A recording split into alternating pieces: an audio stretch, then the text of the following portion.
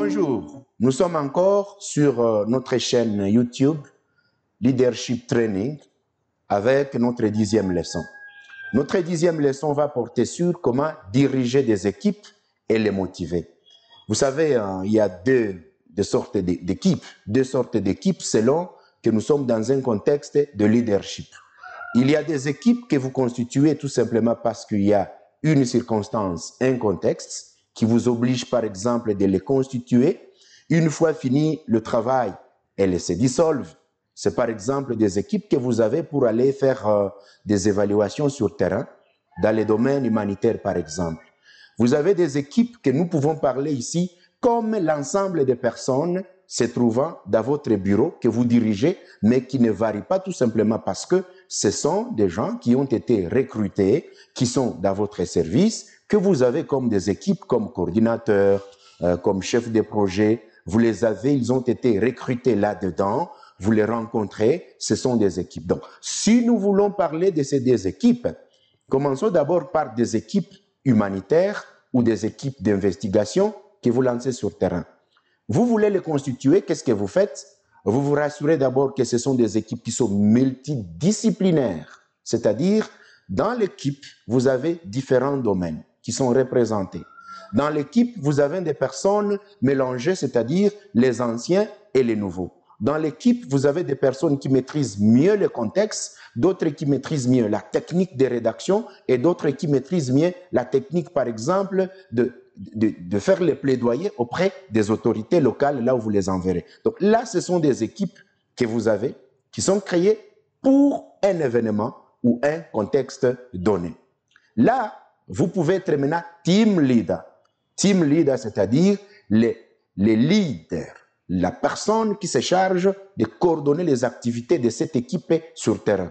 Le coordinateur vous envoie, le chef de projet vous envoie, vous partez là sur terrain dans une équipe. Là, nous allons parler un peu de comment vous pouvez diriger l'équipe une fois qu'elle est constituée pour un contexte et un événement. Alors, l'autre équipe, comme nous sommes en train de le dire, ce sont ces gens que vous avez dans votre bureau. Vous êtes coordinateur d'un projet, vous êtes manager, ils sont là. Ce sont des équipes aussi, même si à un certain niveau, ce sont des ressources humaines que vous avez, un personnel que vous avez dans un bureau. Alors, une fois que vous avez ces deux éléments comme équipe, notre but ne sera pas de les analyser comme des équipes constituées. Nous voulons voir comment un manager, un leader, peut arriver à les diriger et atteindre un bon objectif. Vous savez, j'aimerais que nous puissions parler de trois choses au début. Vous devez être humain, vous devez être professionnel et vous devez être une personne capable de s'adapter. Humain, c'est-à-dire comment?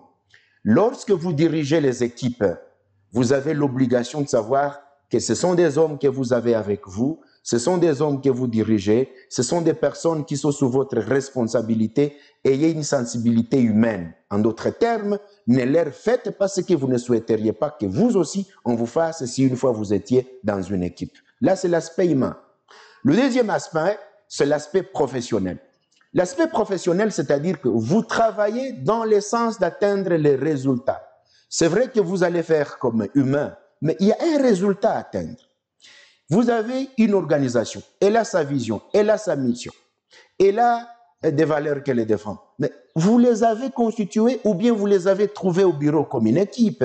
Il y a un résultat à atteindre et ce résultat ne sera jamais atteint si le manager ou le leader n'est pas capable de constituer un travail qui est basé sur la cohésion de l'équipe. Donc, je vais parler de ce qu'on appelle la cohésion de l'équipe. La cohésion de l'équipe, c'est-à-dire que vous, comme leader, vous devez travailler à ce que l'équipe soit soudée. Une équipe dans laquelle tout le monde ne s'aime pas. Une équipe dans laquelle les gens se haïssent. Une équipe dans laquelle les uns négligent les autres. Une équipe dans laquelle les gens veulent détruire à tout prix la collaboration ne pourra jamais atteindre les résultats. Et donc, si je précise, la cohésion, c'est le fait de travailler à ce que tout le monde sente qu'il a la valeur. Tout le monde sente qu'on a besoin de sa contribution.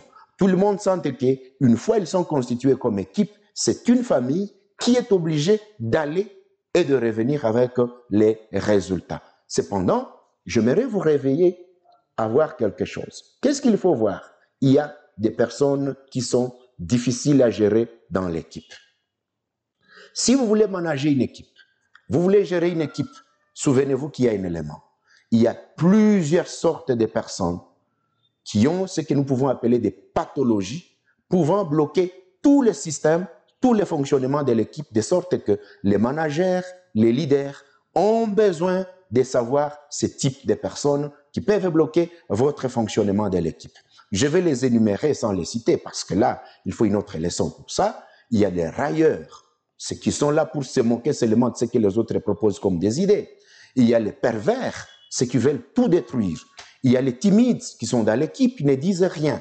Il y a les irresponsables. Ils sont dans une équipe, ils font comme si on ne leur a jamais donné une mission ou un résultat à porter. Il y a les fainéants qui sont là tout simplement pour dire ce que vous écrivez, mettez rapidement pour que nous rentrions. Vous avez des paranoïaques qui pensent que vous les haïssez tout simplement parce que vous les avez plongés dans cette équipe. Vous avez les narcissiques qui sont là seulement pour regarder ce qu'ils sont, mais sans regarder ce que les autres ont. Et là, ils peuvent rejeter même les idées des autres, croyant qu'ils sont les meilleurs. Vous avez les inquiets, les gens qui sont sur le terrain, mais qui ont peur, croyant que les problèmes vont leur arriver, et donc, pendant que vous travaillez avec eux, et ils sont en train de dire, est-ce qu'on ne va pas nous kidnapper ici? Est-ce qu'on ne va pas mourir ici avec, par exemple, ce que nous pouvons appeler l'érosion ou d'autres choses? Ils sont toujours inquiets. Vous avez des gens que vous appelez les tyrans. Ce sont ces gens qui sont dans l'équipe. Leur but, c'est de s'imposer. Même quand leurs idées ne sont pas bonnes, ils sont là pour s'imposer. Vous avez les colérants. Ce sont ces gens avec qui l'équipe intègre leurs idées, mais une fois on met à côté une petite chose qu'ils ont proposée, la colère éclate. Vous avez le froid. Ce sont ces gens qui disent tout bas ce qu'ils pensent tout haut, ou qui ne veulent pas apporter leurs idées tout simplement parce qu'ils disent, bon, c'est comme si on n'en a pas besoin. Alors, il est timide, il est froid dans l'équipe. Vous avez des hermétiques au changement. Ce sont ces gens que vous avez dans l'équipe, ils sont là, tout simplement, ils ne veulent que ça ne change pas. Donc, ils vous disent, avec l'ancien team leader, voilà ce qu'on faisait. Vous leur dites, non, voilà ce que moi je propose. Ils vous disent, non, non, non, non, non, non, non, ça fait 10 ans. On fait toujours comme ça. Même lorsque le contexte change, ils veulent rester comme ça. Il y a des médisants, ils sont là tout simplement parce que dans l'équipe, vous êtes en train de les gérer, mais ils sont là pour tourner derrière votre dos pour vous critiquer. Il y a les manipulateurs, ceux-là qui vous montrent qu'est-ce que vous voulez faire, c'est très bien, mais pendant qu'ils savent que leurs idées doivent passer le premier, et là, à ce moment-là, ils vont vous manipuler pour comme vous montrer que c'est ce que vous êtes en train de faire qui est bon, mais là, derrière, ils ont d'autres idées. Vous avez les misanthropes, les gens qui n'aiment pas les autres, il est dans l'équipe, mais il hait tout le monde. Vous avez les flatteurs. Vous êtes team leader, il est là pour vous dire vraiment, le travail que vous faites est bon. Même quand vous vous trompez, ils vous disent, chef, c'est très bien. Alors là, il faut toujours gérer ces gens. Il y a les jaloux. Ceux-là qui sont dans l'équipe, qui ne sont pas contents tout simplement parce qu'on vous a fait team leader alors qu'ils pensaient que c'est eux qui allaient diriger l'équipe sur terrain, par exemple. Vous avez les psychorigides, vous avez par exemple les personnes qu'on appelle les cyclotimiques, et vous avez tout ce qu'on appelle de différentes catégories. Alors, vous êtes team leader, la première chose, c'est d'identifier les caractéristiques de vos gens. Qui est parmi l'équipe qui aime trop parler, qui veut s'imposer?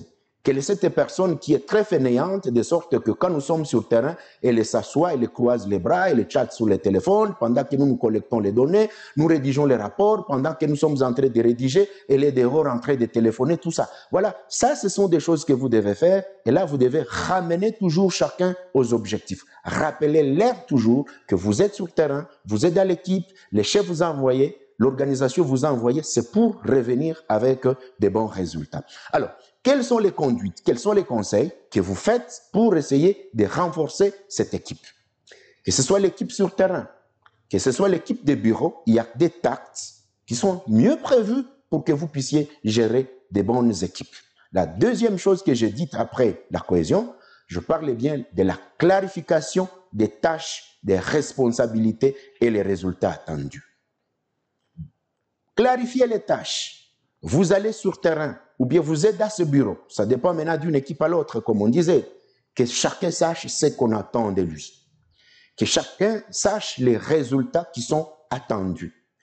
Et dans les résultats, que chacun sache comment il va les produire et les délais. Parce que réellement, quand vous êtes team leader, vous êtes manager d'une équipe, vous êtes manager d'un bureau.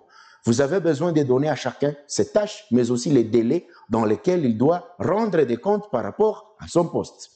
Eh bien, là, nous avons une autre chose, c'est ce que nous appelons le coaching. Ne leur donnez pas la possibilité d'aller travailler comme si eux-mêmes vont faire tout alors que vous avez des idées à proposer. Vous avez des équipes, il faut toujours les coacher. Il faut toujours leur montrer comment on fait mieux. Le coaching est très important parce qu'il élève les agents, il élève les membres, il leur permet de quitter des niveaux très bas pour aller à un niveau très élevé. Et ça résout toujours des problèmes qu'on rencontre lorsqu'on est avec des personnes qui sont nouvellement engagées, qui n'ont pas une expérience. Il ne faut pas dire cette équipe est composée de personnes qui ne sont pas importantes, qui ne sont pas intelligentes, et donc vous coupez directement votre capacité de les former. Qu'est-ce qu'il faut encore? Vous avez ce qu'on appelle la délégation du pouvoir. Il faut toujours déléguer des tâches. Toi, tu vas faire telle chose, demain tu me diras ce que tu as trouvé. Toi et toi, chef de collègues, allez, faites tel travail, demain, vous allez me dire et l'un d'entre vous viendra me donner le compte rendu. Il faut aussi une autre stratégie qu'on appelle les feedbacks.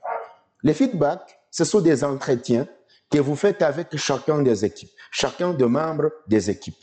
Vous les rencontrez au bureau, vous appelez un à un pour vous dire ce qu'ils pensent, comment ils ont trouvé des difficultés, qu'est-ce qu'ils pensent que les prochaines activités soient meilleures, qu'est-ce qu'ils pensent que vous feriez mieux dans le bureau pour que le travail aille mieux. On a trouvé des managers qui font 3 mois, 4 mois, ils n'ont jamais parlé avec leurs agents. Et là, c'est très dangereux. Vous allez avoir des gens qui ont des soucis, qui ont des problèmes, qui ont des difficultés de travail, qui ne vous ont jamais fait part de leurs problèmes. Alors, vous avez ce qu'on appelle l'identification des blocages. Lorsqu'il y a un blocage dans une équipe, les team leaders, les managers, les chefs doivent chercher où est le blocage. Quelles sont les causes qui font que l'équipe n'a pas produit le résultat? Après avoir identifié la cause du blocage, les team leaders vont aussi faire ce qu'on appelle les pushing out. Les pushing out, c'est-à-dire réactiver les processus, c'est-à-dire leur dire, voilà, comme hier vous avez les problèmes logistiques, voici maintenant la solution logistique, allez voir comment ça va aller. Comme la fois passée, vous avez la difficulté de collecter les données, voilà, vous allez utiliser telle méthode pour qu'encore vous puissiez sortir de là où vous êtes bloqué. Et là, c'est pourquoi vous dirigez des équipes, vous devez avoir une capacité, vous devez avoir une capacité de regarder très loin, mais aussi de savoir là où il y a un mauvais fonctionnement. Alors, dans la même façon que nous disons, il y a ce qu'on appelle assumer. Vous devez assumer. Quand l'équipe a réussi, vous assumez la réussite. Et quand l'équipe a échoué, il ne faut pas dire les gens ont échoué. Mais les gens ont échoué. Il faut toujours dire nous, assumer. Parce que ça motive toujours les gens lorsqu'ils trouvent que les leaders, le manager, les team leaders, ils s'identifient à son équipe. Donc, il faut toujours éviter les termes comme il. Non, il faut dire nous. Et quand vous faites même les comptes rendus, si c'est quelque chose que vous avez fait, vous, ne faut pas dire je suis arrivé sur le terrain, j'ai fait pendant que les autres croisent les bras. Il faut toujours dire nous sommes partis, nous sommes arrivés, nous avons rencontré, nous avons vu, nous avons rédigé, nous avons trouvé. Il faut toujours s'inclure dans l'équipe au lieu de le diviser par un langage qui prouve que vous êtes séparés. Alors, il faut être optimiste. Hein? Lorsque vous êtes en train de diriger des équipes, ne soyez pas un peu comme le type de ces personnes qui sont démotivées. Vous-même, vous leur dites, bon, partez, mais je ne sais pas si vous aurez des résultats. Ok, venez, travaillons, mais je ne sais pas si d'ailleurs nous réussirons. Ok, venez, chers amis, mais je ne sais pas cette organisation que nous servons, si elle va vraiment nous être utile. Vous êtes démotivés, vous êtes leader, vous avez déjà tout détruit. Les leaders, les team leaders, les chefs, les managers doivent être optimistes. Autre chose, il doit tenir des réunions de planification, des réunions d'évaluation, mi-parcours, afin l'activité. Et c'est très important parce que ces réunions vous permettent de voir, vous voulez faire quoi, vous arrivez à quel niveau et vous clôturez avec quels résultats. Des petites réunions d'auto-évaluation. Autre chose pour vos équipes, il faut avoir des valeurs communes. Les valeurs communes, c'est-à-dire quoi? Des valeurs que nous avons données bien sûr dans notre deuxième leçon, c'est-à-dire vous dites nous partons, nous allons nous fixer des valeurs. Première valeur, Nous voulons que tout le monde soit, par exemple, poli. Tout le monde doit être discipliné. Nous allons respecter le temps. Nous allons éviter l'utilisation des médias alors que nous ne sommes pas responsables de l'entreprise. Vous avez des valeurs que vous vous fixez qui seront comme si elles sont en train d'encadrer la conduite. Et puis, vous devez être exemplaire. Exemplaire, c'est-à-dire, vous dirigez les gens, soyez exemplaire. Exemplaire. Montrez par un exemple. Faites ce que vous dites. Refusez une chose, ne la faites pas. Vous dites qu'il faut travailler, il faut que les gens trouvent réellement que le chef aussi, il aime le travail. Et puis, il y a ce qu'on appelle les timelines et les conducts. Les timelines, c'est-à-dire quoi? Vous avez le temps que vous avez fixé pour chaque chose. Tel rapport, c'est chaque mercredi. Le compte rendu, c'est chaque jeudi. Nous arrivons au bureau à telle heure. Nous rentrons à telle heure. Alors, ça vous permet aussi d'avoir le respect du temps parce qu'on a dit que si vous ne respectez pas le temps de votre équipe, vous n'aboutirez nulle part. Eh bien, nous aimerions clôturer là en vous rappelant la dernière chose, c'est le traitement des plaintes. Le traitement des plaintes, vous dirigez des équipes, vous êtes chef du personnel, vous aurez toujours des plaintes. Et quand les gens viennent, vous devez les traiter avec justice, équité. Vous devez des égards à ces gens. Quand vous avez une équipe, vous devez montrer que vous les aimez. Vous êtes content de travailler avec le membre de cette équipe. Vous vous sentez à l'aise avec eux. Et alors, s'il y a des plaintes, vous devez avoir maintenant la possibilité d'être accessible. Et quand il y a des problèmes, vous les accueillez, vous les écoutez vous voyez là où il y a les problèmes et vous leur donnez des directives sur comment changer. Sinon, j'ai conclu en disant, vous voulez diriger une équipe, soyez humain, professionnel et adaptez-vous au contexte. Deuxième chose, il y a les types de personnes qui peuvent détruire le fonctionnement de l'équipe. Nous en avons cité, c'est au moins 20 caractéristiques qui sont dans des catégories de pathologies en termes de caractère et on a parlé des conseils de comment on doit faire. Maintenant, nous terminons avec nos 3 questions. Première question. Parmi les sortes de personnes difficiles avec lesquelles on peut travailler dans une équipe et avoir les blocages, lesquels avez-vous rencontré au cours de votre vie professionnelle? Vous avez rencontré quel type de personnes dans votre vie professionnelle? Ça, c'est la première question. Deuxième question, y a-t-il d'autres manières de diriger les équipes que vous savez? Vous pouvez même les partager ici sur le site, dans les commentaires, parce que ça peut aider aussi les autres personnes à vous lire, à écouter encore votre expérience.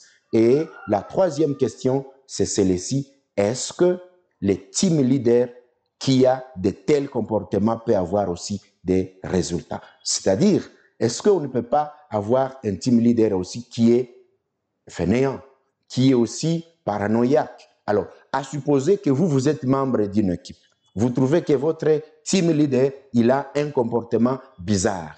Qu'allez-vous faire? Ça, c'est la troisième question. Donc, qu'est-ce que vous feriez si vous êtes membre d'une équipe et que vous trouvez que parmi ces mauvais comportements, votre chef est parmi ces gens? Il a un mauvais comportement alors que c'est lui qui devait avoir un bon comportement. Nous voulons partager l'expérience. S'il vous plaît, si c'est la première fois d'arriver à notre chaîne YouTube, vous pouvez vous abonner en cliquant ici à côté sur la cloche.